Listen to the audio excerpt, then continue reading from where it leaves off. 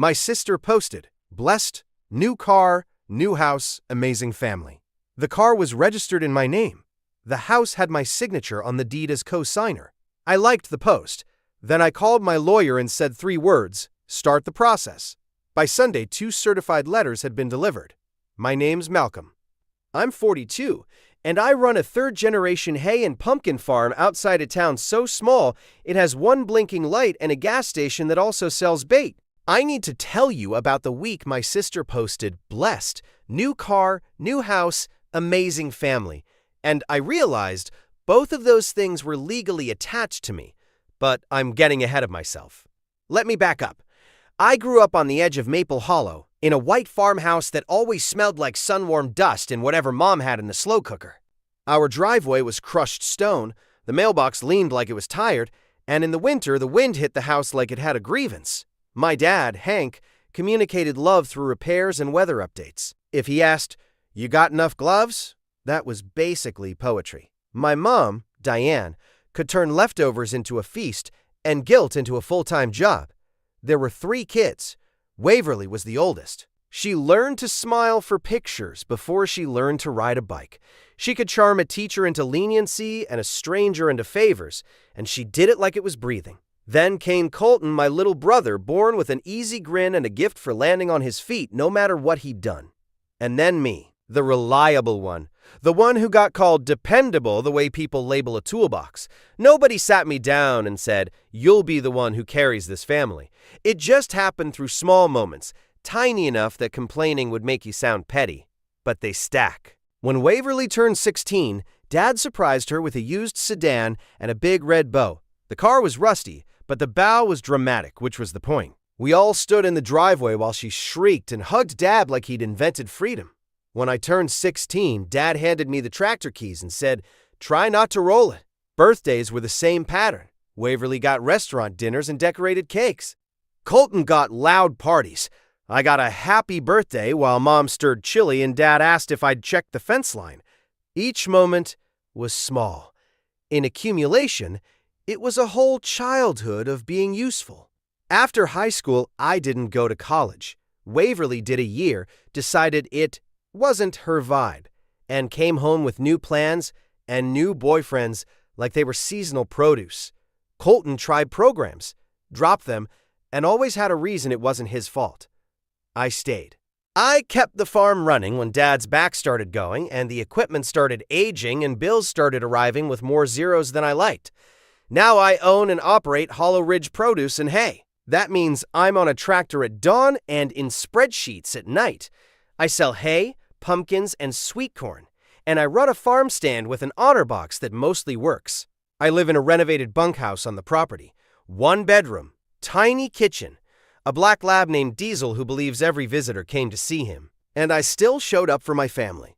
I called first, drove to dinners, brought vegetables to Mom's house like peace offerings, fixed things, hauled things, signed things. If my family had a need, I was the default answer. My real support system didn't come from them. It came from people who treated me like a person. My best friend, Riggins, runs the feed store in town. He doesn't do emotional pep talks. He shows up with tools and protein and sits beside you until the panic settles. And Naomi, she came into my life quietly, the way good things usually do. She's a nurse at the county clinic, the kind who remembers names and allergies and still has energy to smile. She started buying corn at my stand. Then she started staying after closing, leaning on the counter, talking to me like I wasn't just the guy who grew food.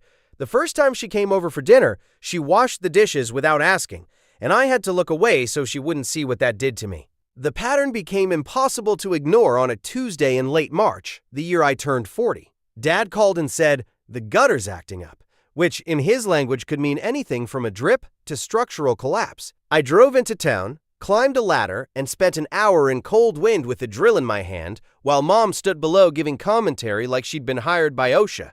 When I finished and came inside, I found Waverly at the kitchen table with a mug in her hand and that bright, practiced smile on her face.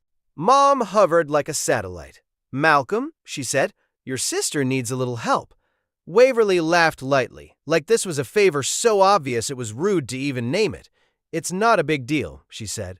Always the warning phrase. I just need someone to co-sign a car. Mine died, and I can't get to work, and Miles is school, and Miles was her son, 6 then. A sweet kid with big eyes and a talent for repeating what adults said when they forgot kids were listening. I wiped my hands on my jeans. Why can't you get a loan? She smiled. Banks are weird right now, and my credit is, it's fine. It's just a number. Dad walked in, glanced at Waverly, then at me. Help your sister, he said, like he was telling me to pass the salt. I told myself no internally. Out loud, I heard myself say, okay, but I'm not paying it. I'll sign, but you're responsible. Waverly squeezed my wrist. You're the best, she said. I want you to sit with that. The only time my family called me the best was right before I signed something. I co-signed. I told myself it was fine. I was wrong. The inciting incident, the moment something in me finally snapped into place, happened almost 2 years later at a humid Saturday dinner in July. Mom had insisted. Just come, she said. We're having everyone. Naomi came with me, which mattered because it meant I wasn't alone with my own history. We brought a peach pie from the stand, still warm, the kind that makes the whole car smell like sugar in summer. Waverly showed up late, stepping out of a shiny SUV like she'd been born in it. Colton arrived in sunglasses indoors, because he treats basic reality like an optional setting.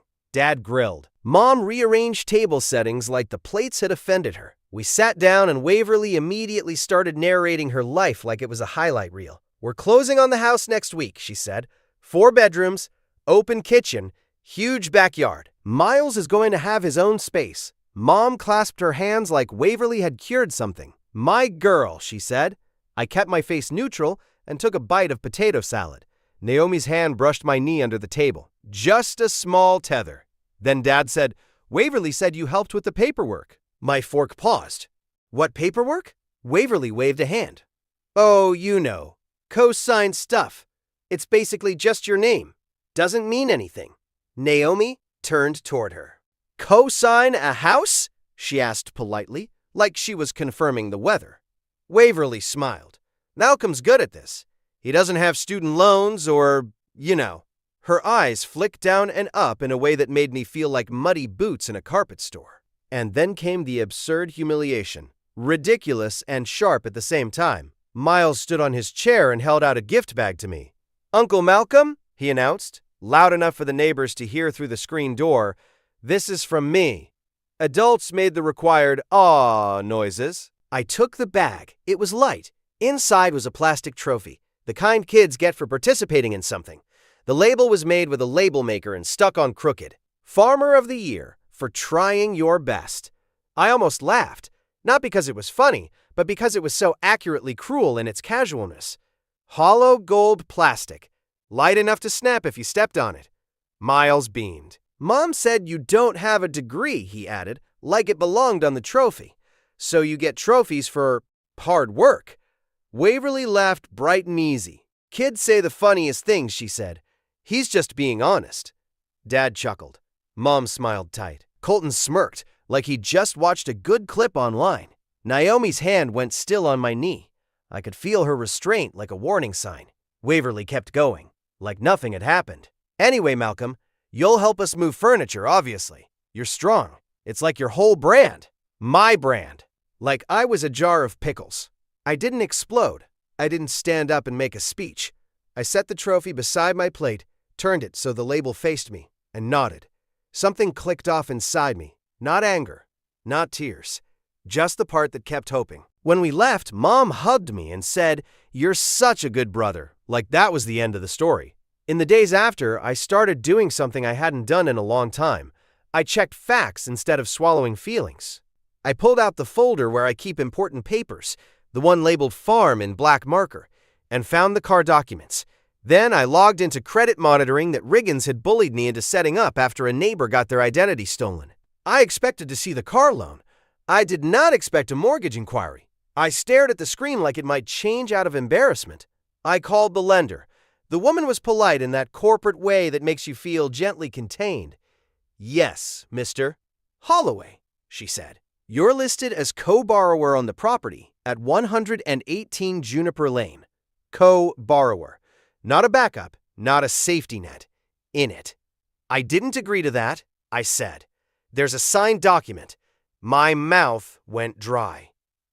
Email me copies. When they arrived, I opened them at my kitchen table. The signature looked like mine, my name, my slant, but it wasn't my hand. Close enough to pass, close enough to get stamped. And that SUV Waverly drove? Registered in my name, not co-signed, registered, as if I'd bought it, as if I was driving it, as if the monthly insurance wasn't attached to my life. I went cold. Not dramatic, no shouting, just that quiet shift from "this can't be real" to "of course it's real." I called Riggins. He answered on the second ring. "You sound like you just saw a ghost," he said. "I might have," I replied. "My sister put me on a house." There was a pause. Then, "I'm coming over. Don't call her yet." He showed up with a six-pack and beef jerky, his version of a hug, and sat at my table flipping through documents like a man reading a storm report. "That's not just messed up," he said. "That's paperwork crime." I made a sound that might have been a laugh if my throat hadn't been tight. "What do?" I asked. "You call a lawyer," he said. "A real one." So I did. I called an attorney in the nearest city, Greer Sloan. She specialized in property disputes and fraud. When I told her what happened, she didn't gasp. She didn't dramatize. She said, "Do you have the documents in front of you?" "Yes." "Okay," she replied. "Start the process." 3 words. Calm, flat. By Sunday, 2 certified letters had been delivered. 1 to the lender, 1 to Waverly. Formal notice disputing signatures, requesting investigation, and warning them not to contact me except through counsel. I didn't write that sentence. Greer did. It felt like putting up a fence line after years of watching cows wander. The added layer, the part that made it sting deeper, arrived Monday morning as a screenshot from Naomi. Waverly had posted a photo in front of the new house, SUV in the driveway, keys in her hand, miles on her hip, smiling like she'd earned it. Blessed new car, new house, amazing family. Couldn't do it without my village. Like I'd been cheering, like I'd been asked, like the village hadn't been drafted. The comments were full of emojis. Mom wrote, "So proud of you." Dad did a thumbs up. Colton wrote, "Big moves." And there I was, tagged under the word blessed. I looked at that post for a long time. I tapped the heart because habit is strong. Then I untapped it. Then I set my phone down like it might burn me. Naomi sat beside me. "You don't have to be okay with this," she said. "I know," I replied. And for the first time, I meant it. My withdrawal was quiet, no announcement. I stopped calling Mom every Sunday, stopped answering the group text, stopped driving into town to fix things, stopped performing membership in a family that only noticed me when they needed something, and then I waited, not as punishment, as an experiment. Weeks passed. No one noticed. Then Mom texted, "Hey honey, you okay?" Not, "We miss you." Just a check-in like I was a neighbor who hadn't returned a borrowed ladder. I didn't respond. Dad called. I watched it ring until it stopped. Waverly messaged, "Are you mad? Because if you're mad, that's really unfair." And then Colton texted, "Yo, can you spot me $600? Short term." That was the moment it hit fully. All that silence, and the first real reach was still a request for money. While my family was doing that, my real life started breathing again. Without the constant drain, I noticed things. I noticed I could sleep through the night without my phone on my chest like a defibrillator. I noticed the farm ran better when my energy wasn't being siphoned into people who treated me like a resource. In August, a regional co-op reached out to source produce. It wasn't glamorous, but it was steady. The first time I signed that contract, it felt different than signing family paperwork. This signature meant I chose it. Naomi suggested therapy. I made a face, because the idea of paying someone to listen to my feelings felt like buying bottled water while standing in a river. But I went. I found Dr. Leland. Calm voice. Cardigan that looked like it had never known hardship. A clock ticking loudly on the wall like it was making sure we respected time. I sat down and said, "I'm here because my sister put me on a house." He nodded like I'd said, "I'm here because I have a toothache." "That's a good reason," he replied. I told him about the farm, about being dependable, about the trophy. I gave facts, dates, amounts. He listened and wrote notes with a pen that clicked. When I finished, he leaned back and said, "You're not grieving the loss of your family." I frowned. "I think I am." He shook his head gently. "You're grieving the family you were performing for. You've been performing a function rather than being a person." That landed hard, not like a punch, like a weight being set down. "You weren't just financially supporting them," he continued. "You were buying your place in it." And the price kept going up. My eyes stung. I didn't cry loudly. No drama. Just quiet, exhausted tears from someone who'd run out of excuses. Outside therapy, friendships deepened. Riggins started coming by with takeout on Thursday nights and sitting on my porch without turning my life into a spectacle. Naomi showed up through action. Lunches in the field, notes that said, "Hydrate, farmer," quiet company while I sorted documents. She took the trophy and set it in my barn office facing the wall like it deserved consequences. By October, I felt something I hadn't felt in years. Solid. Not healed. Not magically transformed. Just steady. Then came my family's reach. Early November. I was stacking hay bales when my phone buzzed. "Mom," I answered, because some part of me still hears her voice and thinks, maybe this time. "Malcolm," she said immediately. "We need to talk." The asking voice. Soft. Urgent. Already assuming I'd comply. "What's going on?" "There's been a misunderstanding," she said. "Waverly is upset. She says you're doing legal things." "It's not a misunderstanding," I said. "It's fraud." Mom made a small, pained sound. "Don't say that word." "That's not a feeling word," I replied. "That's a definition." Silence. Then, "The lender is calling. The car registration is complicated, and Colton needs help." Of course he did. "What kind of help?" "A little loan," she said, "just to get through until—" "No," I said. She wasn't used to hearing that from me. "Malcolm." She tried again, softer. "We're family. And I mean that literally," I said. "My name is on a deed I didn't agree to." "That's not family. That's using." Mom started crying quietly, the sniffing kind that used to rearrange my spine into guilt. "I don't know what you want," she whispered. I took a breath. "I want you to stop asking me to absorb things you'd never absorbed for me." A week later, I agreed to meet. Not at their house, not on the farm. Neutral ground, a diner off the highway, public enough for everyone to behave. Waverly arrived with Mom and Dad. Colton came separately because he can't arrive like a normal person. Naomi came with me and sat beside me like a steady line in a storm. We slid into a booth. Waverly's hair was perfect, her eyes bright, her mouth set to wounded. "I cannot believe you did this," she said, before anyone ordered. "Do you know what you've put me through?" I opened a folder and laid out copies. "On June 3rd, I said calmly, you submitted mortgage paperwork with a signature that is not mine. I have the document and the notary stamp. The lender lists me as co-borrower. I never agreed." Waverly scoffed. "You're being dramatic." "That's not dramatic," I said. "That's documented." Dad shifted. "Malcolm, on July 12th, I continued, the SUV you drove to Mom's dinner was registered in my name. Here's the registration and insurance. I've been paying because it's tied to my policy." I looked at Waverly. "Why is that?" Her face flushed. "It was easier," she snapped. "You have good credit, stability. It's not like you need it." Naomi's eyebrows lifted.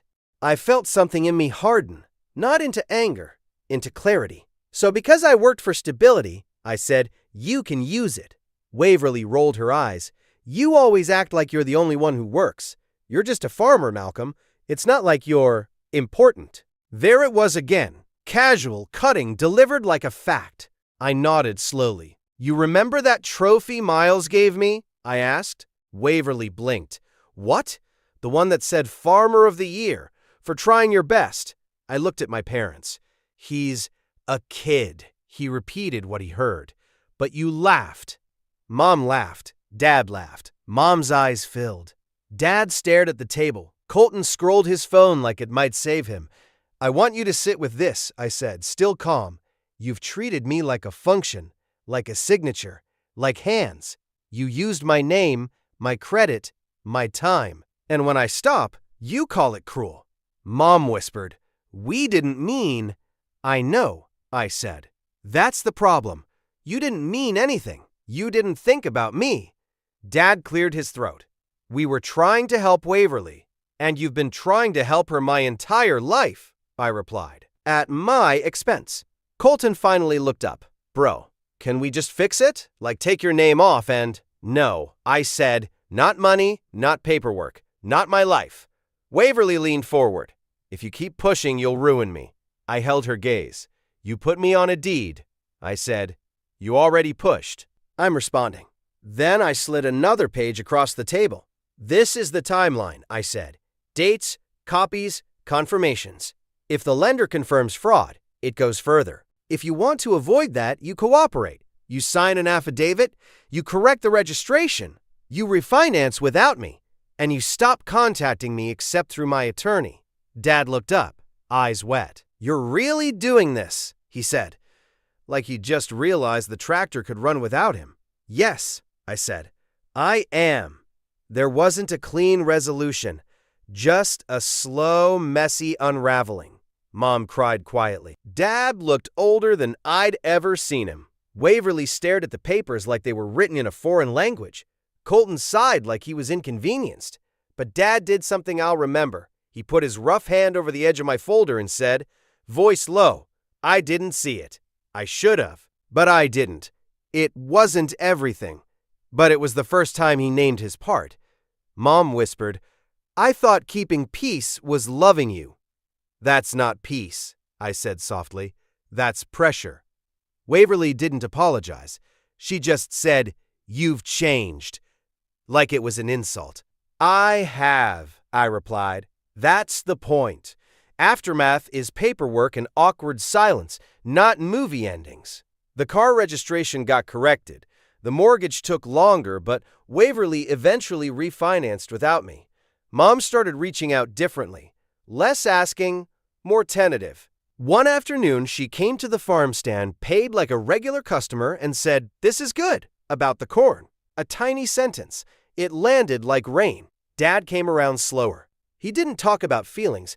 He showed up one morning with fence posts in the back of his truck and said, thought you could use these. Then he helped me set them without a speech. That's his apology dialect. Colton stayed a wall. He asked for money twice. I didn't respond. Not bitter, just done. Waverly removed the blessed post. She never acknowledged the tag, never apologized for the trophy. She sent one message through my attorney that said, fine, I'll sign whatever. That was her version of accountability. Naomi and I built something in the quiet spaces. The week after the diner, she cooked pasta in my kitchen and lit one candle on my porch like she was insisting my life deserved softness. After dinner, she leaned her head on my shoulder and said, you look different. Older? I asked. Lighter, she said. That's the best word for it. Not magically happy. Lighter. Like I stopped carrying other people's furniture on my back. That night, I took the plastic trophy out of the barn office. I didn't smash it. I didn't throw it away. I set it on a shelf in the workshop, facing outward this time. Not as a joke, as a reminder. Trying your best doesn't mean letting people take from you. It means building a life you can stand inside without shrinking. It means putting your name on things you actually choose. It means realizing dependable is only a compliment when it comes with respect. My name's Malcolm. I'm 42, and I run a farm that survives on early mornings, hard work, and the kind of stubborn hope you can't buy. My sister posted about being blessed, and for a minute I almost believed it meant all of us. Then I called my lawyer and said 3 words. Start the process. And I started building a different kind of family. One where my signature isn't the price of admission.